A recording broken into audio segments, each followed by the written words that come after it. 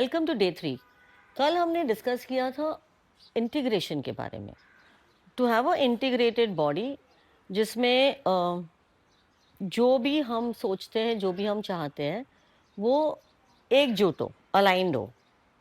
तो फिर मैंने बहुत सोचा इसके बारे में कि ऐसा होता क्यों नहीं है, एग्जैक्टली प्रॉब्लम कहाँ पर है और हम ये कर क्यों नहीं पाते हैं। अ, तो मैंने रियलाइज़ किया कि इस पूरे वर्ल्ड में जो एक बहुत ही ओवर यूज्ड, अब्यूज्ड वर्ड है, जो सब लोग प्रोपोगेट करते हैं, सब बोलते हैं कि ऐसा ही होना चाहिए, ऐसा ही करना चाहिए, चाहे वो सेल्फ हेल्प बुक्स हो, मोटिवेशन लेक्चर्स हो, या ऑफिस में एचआर इनिशिएटिव हो, या घर की बात हो, या एजुकेशन सिस्टम हो। Everywhere there is one word जो पूरे दुनिया में सबसे मशहूर है, वो है बैलेंस। बैलेंस ये जो वर्ड है, वो सब चाहते हैं कि हम सब बैलेंस्ड वे में लाइफ जिए। एंड एक्सपेक्टेशन हर एक इंसान से ये होती है कि वो हर एक चीज़ जो है, हर एक रोल जो है, वो परफेक्टली निभाए। अब जब मैंने इसके बारे में सोचा तो मैंने रियलाइज किया कि हम अपने आप को एक फेलियर स्टोरी के लिए 100% डिजाइन कर रहे हैं। बिकॉज बैलेंस का मतलब क्या होता है? हम सब ने वो वेइंग स्केल तो देखा ही होगा, राइट? तराजू, इंसाफ का तराजू types, you know what I mean. तो वेइंग स्केल में क्या होता है, हम एक तरफ वजन कांटा रखते हैं और दूसरी तरफ जिससे भी हमको उसको तोलना है वो रखते हैं। और जब वो बैलेंस होता है, straight line is when it is said to be balance. अब सोच के देखो कि मुझे बैलेंस करना है अपने घर को अपने काम की तरफ। क्या मैं अपनी फैमिली लाइफ में और अपने वर्क में 100% बैलेंस ला सकती हूँ? मतलब दोनों इक्वल, एग्जैक्ट इक्वल। सोच के देखना। ओके, अब वर्क फिनिश हो गया। अब फैमिली में मेरे पेरेंट्स होंगे, इन लॉज होंगे, बच्चे होंगे, oh whatever, amongst all those relationships फिर आपको बैलेंस करना है। करेक्ट। फिर मेरे खुद के या किसी भी इंसान के खुद के सपने, डिजायर्स जो अचीव करना है, दोस्तों से मिलना है, पर्सनल नीड्स, वो सारी भी होती है लाइफ में। अब उसको लेके और किसी चीज से बैलेंस करना है। तो आप जरा सोच के देखो कि बैलेंस जो वर्ड है, वो कितना डरावना है। मतलब इमेजिन करो कि वो नहीं, सर्कस में आई थिंक रास्ते पे ऐसे वो टाइट रोप बनता है from one end to another, और उस पे वो चलते हैं। सालों की प्रैक्टिस के बाद वो चलते हैं वहां पर। अब हमसे ये एक्सपेक्ट किया जाता है कि हम उस टाइट रोप पे 24/7 चले, लाइक दिस, और बिना लुढ़के, ना इस तरफ ना उस तरफ। Just imagine the plight of a human being. कोई भी इंसान ऐसे कैसे चल सकता है? पॉसिबल ही नहीं है। तो बैलेंस का मतलब है जब इक्वल वेट दोनों तरफ हो, और इक्वल वेट दोनों तरफ रखने की जिम्मेदारी हर एक इंसान की खुद की होती है, और वो इंसान उसको पूरा करने की पूरी कोशिश करता है, हर एक इंसान। और जब करते करते इतना थक जाता है, इतना थक जाता है कि वो छोड़ देता है। वो समझ समझ ही नहीं आता है क्या करे। और इस बीच में या तो हमारी प्रोफेशनल लाइफ इम्पैक्ट होती है, या हमारे रिलेशनशिप्स इम्पैक्ट होते हैं, या हमारे पर्सनल नीड्स इम्पैक्ट होते हैं। कुछ ना कुछ तो इम्पैक्ट होके ही रहेगा, क्योंकि हम चाहते हैं कि हम हर चीज़ परफेक्ट करें। ऐसा कोई इंसान नहीं है जो ना चाहे कि मैं हर चीज़ परफेक्ट करूं अपने लिए। अब वो हर चीज़ परफेक्ट करने के चक्कर में हम कोई भी चीज़ परफेक्ट नहीं कर पाते। बिकॉज या तो कुछ ना कुछ छूट ही जाता है, क्योंकि हर एक चीज़ को बैलेंस्ड वे में निभाना इज लिटरली इम्पॉसिबल। सो मैं भगवत गीता का एक श्लोक इस पर्टिकुलर बैलेंस वर्ड के लिए हम पढ़ते हैं एक साथ, एंड लेट्स फिगर आउट कि what does Bhagavad Gita have to say about balance, और वो हमको क्या सिखाती है कि हमको क्या करना चाहिए, what is Krishna telling us to do so that हम इतने कंफ्यूज्ड और इतने ओवरबर्डन्ड और इतने स्ट्रेस्ड ना हो, और हर वक्त ये डर से ना जिए कि कहीं मैं यहाँ पे चूक ना जाऊं या वहां पे चूक ना जाऊं. So let's read. And that verse is 6 point, 1 second. Bhagavad Gita श्लोक 6.17, और उसका मीनिंग है, for one who is regulated in eating and recreation, regulated in effort and actions, and regulated in sleep and wakefulness, yoga becomes the destroyer of sorrow.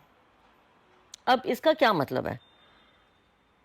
जैसे मैं हमेशा कहती हूँ, मैं संस्कृत मुझे आता नहीं है, बट इस टाइम मेरे को संस्कृत नहीं आता है, तो इसलिए मैंने सोचा कि मैं शायद इसको वर्ड बाय वर्ड ट्रांसलेट करूंगी, तो मैं शायद इन अ बेटर वे समझा पाऊंगी कि भगवत गीता क्या चाहता है कि हम कैसे जिए, हम क्या करें, और इस सिचुएशन में अपने आप को हम कैसे रीअलाइन करें. बिकॉज चेंज करें का वर्ड मैं यूज नहीं करूंगी, because it's not changing, this is only shifting perspective. मतलब जैसे मैं अपनी लाइफ को देखती हूँ, वो मुझे अभी पर्सपेक्टिव चेंज करना है, उसको मेरे को दूसरे नज़रिए से देखना है. करना तो मुझे वही है, बट जैसे ही मैं अपना नज़रिया चेंज कर दूंगी तो शायद कुछ चेंज हो जाएगा. So let's see what it has to say. एक सेकेंड यार, 1 सेकेंड.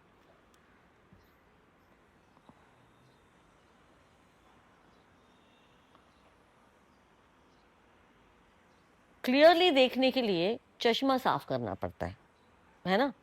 क्लियरली देखने के लिए चश्मा साफ करना पड़ता है. वैसे ही बैलेंस्ड लाइफ जीने के लिए बैलेंस वर्ड को चेंज करना पड़ेगा इनटू रेगुलेशन. ऐसा हमने अभी अभी पढ़ा कि हम बैलेंस ना रखते हुए रेगुलेट करें, तो how you think it will work? थोड़ा लेट्स चेक, है ना? वो चेक करना बहुत ज़रूरी है. इसके पहले मैं चाहूँगी कि योगा का मतलब क्या है, yoga meaning, because this verse is about yoga. तो इसमें मैं योगा का मीनिंग देखना चाहती हूँ. तो योगा का मीनिंग है टू जॉइन, टू यूनाइट और टू इंटीग्रेट. मतलब ज्वाइन करना है, यूनाइट करना है, एकजुट होना है, एकजुट होना है, इंटीग्रेट होना है. तो योगा का मतलब है व्हेन यू आर इंटीग्रेटेड. जब हम जो भी हम सोचते हैं, वो उसमें कोई कंफ्यूजन ना हो, उसमें सिंपल बेसिक क्लैरिटी हो. बट अनफॉर्चुनेटली हम जितने भी लोग हैं, वो सिर्फ और सिर्फ कॉन्फ्लिक्ट में जीते हैं. मैं चाय पीऊँ या कॉफ़ी पीऊँ, मैं 6 बजे उठूँ या 7 बजे उठूँ, मैं शुगर खाऊं या ना खाऊं, मुझे मिठाई खाने का मन कर रहा है, मैं खाऊं या नहीं खाऊं. सो बेसिक्स, एब्सोल्यूट बेसिक्स. मैं कितने बजे उठूं से लेकर मैं क्या खाऊं, मैं क्या पहनूं, और मैं किससे बात करूं और किससे बात ना करूं, क्या सही है क्या गलत है. ओ माय गॉड, सारा दिन that is a massive confusion. हम अपने कोई भी डिसीजंस इंस्टेंटली एकजुट होकर ले ही नहीं सकते अपने आप से, बाकी सबको छोड़ देते हैं हम. एंड द रीज़न वाई इतना सारा कॉन्फ्लिक्ट है, क्योंकि हम अपना कम सुनते हैं और दूसरों का ज़्यादा सुनते हैं. सो लेट्स सी हाउ हम उसको चेंज करके अपने आप से एक बेहतर रिश्ता बना सके. एंड इसलिए हम भगवद गीता का जो ये श्लोक है, विच इज़ 6.17, उसको हम word to word Sanskrit translate करके समझने की कोशिश करें, ताकि हम एक अपने आप के लिए करेक्ट डिसीजंस ले पाए. So yoga and suffering when eating, sleeping and acting are aligned. Yoga and suffering when eating, sleeping and acting are aligned. Same श्लोक है बट थोड़ा शॉर्ट में. और उसका जो वर्ड बाय वर्ड ट्रांसलेशन है वो है, युक्ता, युक्ता मतलब रेगुलेटेड, अलाइंड, इंटीग्रेटेड। आहारा मतलब फूड, ईटिंग हैबिट्स, इनटेक। तो जब हम हमारी जो आदतें हैं, अभी इसमें ईटिंग, आहार does not necessarily mean eating, it means anything that you intake. जो भी हम हमारे शरीर के, क्या कहते हैं उसको, हम अलाउ करते हैं हमारे अंदर, including feelings, including environment, even that we are allowing. जैसे हम टीवी देखते हैं तो हम वो इंफॉर्मेशन को अलाउ करते हैं अपने आप के अंदर आने के लिए, बिकॉज हम कॉन्शियसली देख रहे हैं टीवी, हम कॉन्शियसली न्यूज़ देख रहे हैं, हम कॉन्शियसली किसी से बात करते हुए कुछ सुन रहे हैं। So everything that we are feeding our body including food is आहार। तो जब हम रेगुलेटेड वे में, अलाइंड वे में ये डिसीजन लेते हैं कि हमको क्या इनटेक करना चाहिए, हमको क्या अपने अंदर अलाउ करना चाहिए। जैसे अ, विहारस्य, विहारस्य मतलब रिक्रिएशन, रिलैक्सेशन, लीजर। जब हम, जैसे कि this is a very interesting example actually. तो recreation, relaxation and leisure activities, आज के डेट में क्या हो रहा है, हम ने बहुत ही ब्यूटीफुली वर्क और प्ले को डिवाइड किया हुआ है। वर्क मतलब जो भी हम काम करते हैं जिसमें हमको पैसा मिलता है, उसको हम वर्क बोलते हैं। और प्ले बोलते हैं जो भी हम चीज़ करते हैं, जैसे कोई गेम्स हो, जैसे पार्टी हो, जैसे सोशलाइजिंग हो, उसको हम प्ले बोलते हैं। So you see how it works, हमने कॉन्सेप्चुअली ही अपने आप को ट्यूटर कर दिया है कि काम काम होता है, उससे इंसान थकता है, और प्ले प्ले होता है, उससे मज़ा आता है।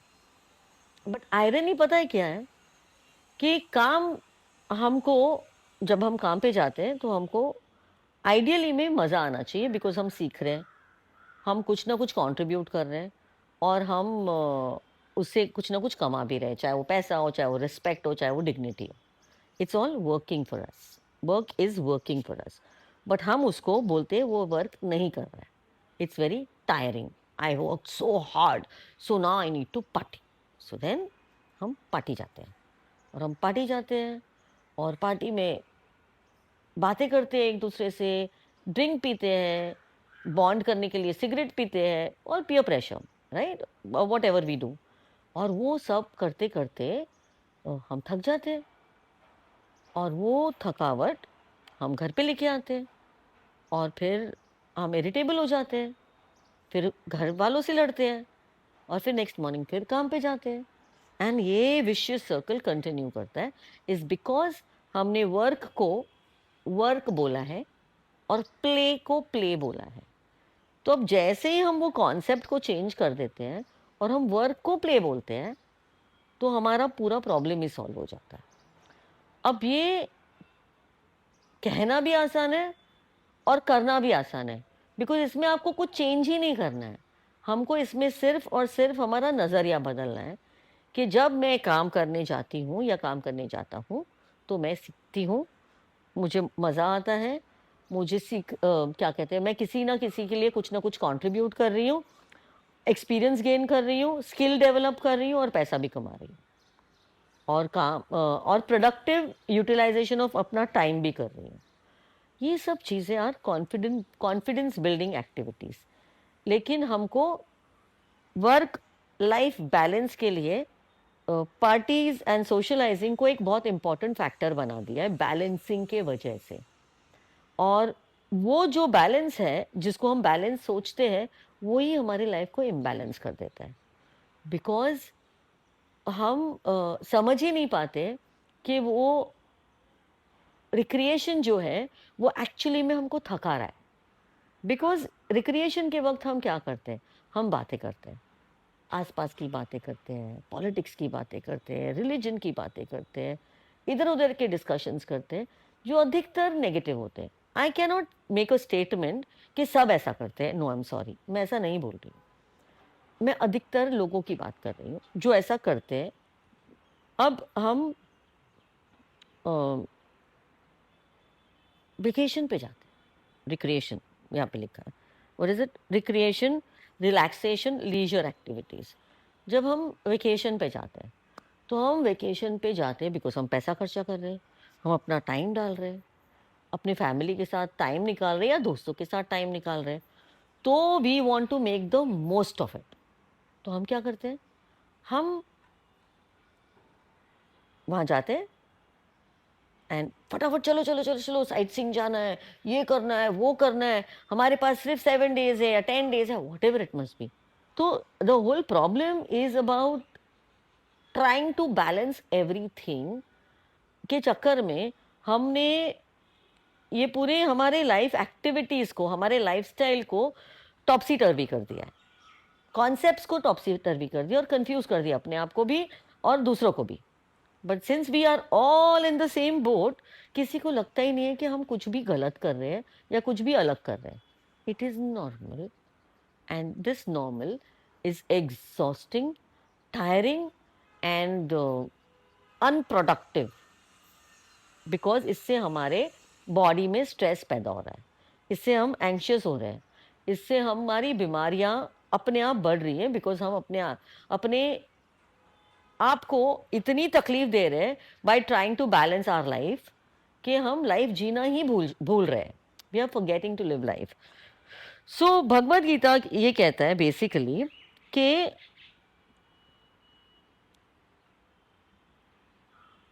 for one who is regulated in eating and recreation, regulated in effort and action, and regulated in sleep and wakefulness, yoga becomes the destroyer of sorrow. So, regulated in eating and recreation, अभी जैसे हमने discuss किया। सो regulated in eating का मतलब क्या है, जब मुझे पता है कि मुझे ब्रेकफास्ट में ये खाना है और मुझे कोई कंफ्यूजन नहीं है उसमें, मुझे ये व्हाट यू कॉल इट, मुझे पोहा टेस्टी लगता है, मुझे उपमा टेस्टी लगता है, मुझे ये मज़ा आता है खाने में, and I feel very very satisfied when I eat this breakfast in the morning. और मैं इतने बजे ब्रेकफास्ट करती हूँ और मैं अपने ब्रेकफास्ट में ये खाती हूँ, क्लैरिटी। जब हमारे पास क्लैरिटी होती है ना कि हमको ये खाना है, इतने बजे ये खाना है, इतने बजे ये खाना है, इतने बजे ये खाना है, as a routine for our food, हमारी बॉडी वो एक्सपेक्ट करती है एंड इट रिस्पॉन्ड्स अकॉर्डिंगली कि मैं अपने बॉडी के लिए केयर करती हूँ, इसलिए मैं अपने बॉडी को टेस्टी खाना, हेल्दी खाना, हेल्दी खाना का मतलब नहीं है केल या क्या कहते हैं उसको, shakes, protein shakes. No, that's not healthy खाना, दैट्स समथिंग विच, ओके, अभी इसके बारे में हम बाद में बात करेंगे, अदरवाइज वो मेरा टॉपिक चेंज हो जाएगा। सो हेल्दी खाना का मतलब सैलड्स नहीं होता है और सूप्स नहीं होता है सिर्फ। हेल्दी खाने का मतलब है जो अपने दिल को छू जाए, जो अपने दिल को अच्छा लगे, जिसमें जिसको खाने से हमारे सारे सेंसेस खिल जाए, जो खाने के बारे में सोचने से ही हम खुश हो जाए, वो खाना हेल्दी होता है। क्यों? क्योंकि वो हमें खुशी देता है, और खुशी का एक पल is equivalent to one entire lifetime, and that is why जो हम इनटेक करते हैं उससे हैप्पीनेस होना बहुत ज़्यादा इम्पोर्टेंट है, बहुत ज़्यादा, सबसे ज़्यादा इम्पोर्टेंट है। जो खाना हम खाते हैं ऐसे अपने हाथ से लेके अपने मुंह में हम डालते हैं, उसकी बेसिक रिस्पॉन्सिबिलिटी लेना हमारा मैंडेटरी रिक्वायरमेंट है। जो हम इंटरैक्ट करते हैं लोगों से, हम जैसे नेगेटिव न्यूज़ देखते हैं, नेगेटिव बातें करते हैं, इसको उसको ब्लेम करते हैं, गॉसिप करते हैं, ये सबसे हमारे अंदर नेगेटिविटी ऑटोमेटिकली आ जाती है, जिसको हम डील नहीं कर पाते, और वो नेगेटिविटी हमारे नर्वस सिस्टम में बैठ जाती है, and then we also become negative. तो नेगेटिव लोग और नेगेटिव बात, ये दोनों से दूर रहना बहुत इंपॉर्टेंट है, क्योंकि दुनिया तो नेगेटिव है, दुनिया में जो भी हो रहा है वो गलत हो रहा है, पर हम सिर्फ और सिर्फ अपने आप को कंट्रोल कर सकते हैं, अपने आप को चेंज कर सकते हैं, अपने आप का नज़रिया बदल सकते हैं, हम और तो कुछ नहीं कर सकते ना। सो आई थिंक कि ये सबसे ज़्यादा इम्पोर्टेंट है। सबसे first step number 1 is to be mindful of what you feed your body. हम क्या खा रहे, कब खा रहे, कैसे खा रहे, और जब खाते हुए हमारी क्या फीलिंग है, ये इम्पोर्टेंट है। दूसरा, हम क्या सुन रहे हैं, हम कैसे लोगों से इंटरैक्ट कर रहे हैं, कैसे एनवायरनमेंट में बैठ रहे हैं, क्या बातें कर रहे हैं, और क्या हमारे जो भी एक्शन है उससे नेगेटिविटी बढ़ रही है या कम हो रही है. That we have to be mindful of. So that's what this is saying, that one is regulated in eating and recreation. Recreation का मतलब होता है रेस्ट, मतलब जेन्यून हैप्पीनेस. ना कि भागो इधर उधर इधर इधर उधर, भागते रहते हैं लोग, सिर्फ भागते भागते भागते in the name of recreation and leisure, and substance abuse करते हैं again in the name of recreation and leisure. And that my friends can not be recreation and leisure. It is tiring. वो temporary dopamine है जो हम को लेने की आदत हो चुकी है, बिकॉज सेरोटोनिन जो हमारे गट में पैदा होता है, ये वाला शायद मेरे हर एपिसोड में आएगा, because serotonin which is called the happy hormone, वो हमारे गट से प्रोड्यूस होता है.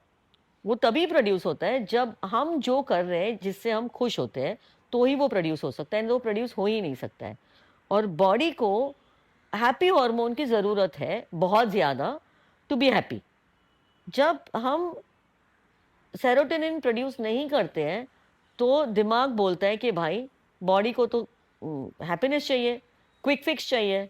तो दिमाग बॉडी से सब्सटेंस अब्यूज करवाता है, जैसे कि drugs, alcohol, cigarettes. They are all things which give you a quick dose of dopamine. Games, parties, dancing with friends, basically मतलब टू बॉन्ड. तो वो एक अननेचुरल डोपामिन हमको क्विक फिक्स में मिल जाता है कि दोस्तों को मिल के आए, खूब हंसे, खूब मजा आया. ऑफ कोर्स खूब हंसे, खूब मजा आया, I agree with you. But that is a quick dose of dopamine, जिसके वजह से हमने अपने आप को उस दिन के लिए सेटिस्फाई कर लिया, या उस मोमेंट के लिए सेटिस्फाई कर लिया, and then you to go back home and repeat the same cycle. और हम सबको डोपामिन की ऐसी आदत लग चुकी है, ऐसी आदत लग चुकी है कि हम सेरोटोनिन को ढूंढते ही नहीं हैं. हम हैप्पी हार्मोन को प्रोड्यूस करने की कोशिश ही नहीं करते हैं, जिसकी वजह से फिर से स्ट्रेस स्ट्रेस हो जाता है. So coming back to, for one who is regulated in eating and recreation, मतलब जब मैं एक्चुअली में ऐसी चीज़ें करूं जिससे मेरा दिल खुश हो जाए, इज रिक्रिएशन. जैसे कि हमारे फैमिली के साथ बैठ के गेम्स खेल लिए, अ, मस्ती मजाक कर लिया, एक बॉन्डिंग क्रिएट किया, अ, एक क्या कहते हैं उसको, जब हम हमारे फैमिली के साथ बैठते हैं और दिल से दिल की बातें करते हैं, और एक दूसरे को जज नहीं करते हैं, और मस्ती करते हैं, मजाक करते हैं, अलग टाइप का फीलिंग होता है, वो अलग टाइप की एक्सपीरियंस होती है वो, जिससे एक फुलफिलिंग खुशी मिलती है, उसको सेरोटोनिन कहते हैं. And right, so regulated in effort and actions. For one who is regulated in eating and education, regulated in effort and actions. क्या होता है जब, जैसे हमने अभी डिस्कस किया कि डोपामीन इज समथिंग जिसकी हमको सबको आदत होगी, क्विक फिक्स. एक पर्टिकुलर खुशी की जो ज़रूरत है उसको हमने क्विक फिक्स करके खुशी पाली, हैप्पी, जोक्स बोल लिए, हंस लिए, is all quick fix dopamine. हम वेट करते हैं कि कब हमारी बॉडी हमसे बात करना शुरू कर दे, इन फॉर्म ऑफ बीमारी, in form of some pain. Because obviously अगर हम हमारी बॉडी को ऑथेंटिक जेन्यून खुशी नहीं देंगे, हमारे दिल को हम खुश नहीं करेंगे, तो वो तो बॉडी बोलेगी, वो तो बोलना ही है, इसलिए तो बीमारियां होती है. बिकॉज हर एक बीमारी का रूट कॉज, रूट फाउंडेशन कोई ना कोई सप्रेस्ड इमोशन ही होता है. ये भी शायद मैं हर एपिसोड में बोलूँगी, because that is the suppression is the silent killer of human race. हमारी पूरी ह्यूमैनिटी का साइलेंट किलर इज सप्रेशन. और हमको अपने इमोशंस को कभी भी सप्रेस नहीं करना चाहिए, और हमको अपने इमोशंस के साथ दोस्ती करना बहुत ज़्यादा इम्पोर्टेंट है. And right, so basically effort in the right direction is very very important, rather than distraction. एक बड़ा इंटरेस्टिंग थॉट आया है अभी कि हम जब किसी चीज़ से डील नहीं करना चाहते हैं बिकॉज उससे कॉन्फ्लिक्ट होगा, जैसे suppose I am upset with my husband और विथ माई मदर और with my son, and because अगर मैं उसको कुछ बोलूँगी तो वो मुझे फिर से कुछ बोलेंगे, और वो जो भी कुछ बोलेंगे वो मुझे सुनना नहीं है। क्योंकि मुझे सुनना नहीं है इसलिए मैं उनको बोलूँगी ही नहीं। जो भी मुझे बोलना है या जो भी मेरे दिल को दुखता है वो मैं बोलूँगी ही नहीं, बिकॉज मुझे कॉन्फ्लिक्ट अवॉइड करना है at every cost. That is what I am doing. मैं ऐसा ही कर रही हूँ बिकॉज मैं कॉन्फ्लिक्ट को अवॉइड कर रही हूँ। वो जो प्रॉब्लम है वो मेरे अंदर चला गया। अब वो प्रॉब्लम से दूसरा होएगा, फिर तीसरा होएगा, फिर चौथा होएगा, फिर पांचवा आएगा, और वो रिलेशनशिप खराब होती जाएगी, होती जाएगी, होती जाएगी। एंड आई विल देन, पर इमोशनली तो मैं हर्ट हूँ, इमोशनली मैं ट्रबल्ड हूँ, इमोशनली मेरा रिश्ता जो मेरे दिल के बहुत ज़्यादा करीब है वो अभी करीब नहीं रहा, and that is a problem, that is a very big problem. क्योंकि ये जो करीबी रिश्ते होते हैं वो अगर हम निभा नहीं पाए तो प्रॉब्लम होगा ही, जिससे बाकी सारी प्रॉब्लम्स का जड़ ये प्रॉब्लम है, और वो प्रॉब्लम सॉल्व करना हमारी रिस्पॉन्सिबिलिटी है, ना कि बैलेंस करना। Balance is a problem. हमको हमारे लाइफ को रेगुलेट करना है, and regulated in sleep and wakefulness. जब हम अपनी लाइफ को रेगुलेट करते हैं तो जैसे फैन का रेगुलेटर है वो हमारे हाथ में होता है, करेक्ट? वो हम उसको स्लो भी कर सकते हैं, फास्ट भी कर सकते हैं, कुछ भी कर सकते हैं। So when you regulate your food, your रिश्ते, योर इमोशंस, सब कुछ, ठीक है, जब हम उसको रेगुलेट करते हैं तो कंट्रोल हमारे हाथ में है। हमारे हाथ में हर एक चीज़ का कंट्रोल है। वो डिसीजन हमारा है कि हमको इसको कैसे नेविगेट करना है, हमको इसको कैसे डील करना है। That decision is with us.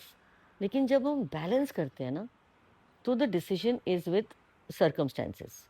Because कब ये हो गया तो मैं इस तरफ टॉपल हो गई, जैसे अभी वर्क प्रेशर आ गया तो फिर वर्क की तरफ मेरा पूरा ध्यान चला गया, और ये ऑब्वियसली का इसका पल्ला भारी हो गया, and it's like become heavier, and this become lighter. जब सडनली बीमार हो गया कोई घर में, सडनली फैमिली हो गई, तो सडनली फैमिली हो, अब सडनली फैमिली की तरफ चले जाओ, and you keep on dancing this drama non stop, every day, every moment. अब वो आपके लाइफ का पार्ट हो चुका है। Balance is become a part of your life, and in that balance you are completely imbalanced, completely imperfect, because we are not able to deal with it. तो ये जो श्लोका है वो यही कह रहा है कि your life is in your hands. Yoga becomes the destroyer of sorrow. Yoga matlab unity, like the shloka said. So 6.17 shloka is what we will summarize with again. जैसे word by word मैंने आपको already समझा दिया है, and you can see it on the screen also, जिसमें हमने explain किया हुआ है.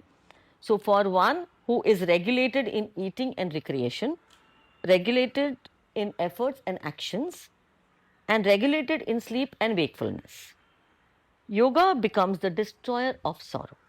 So that, my friends, is the end of my episode number 3.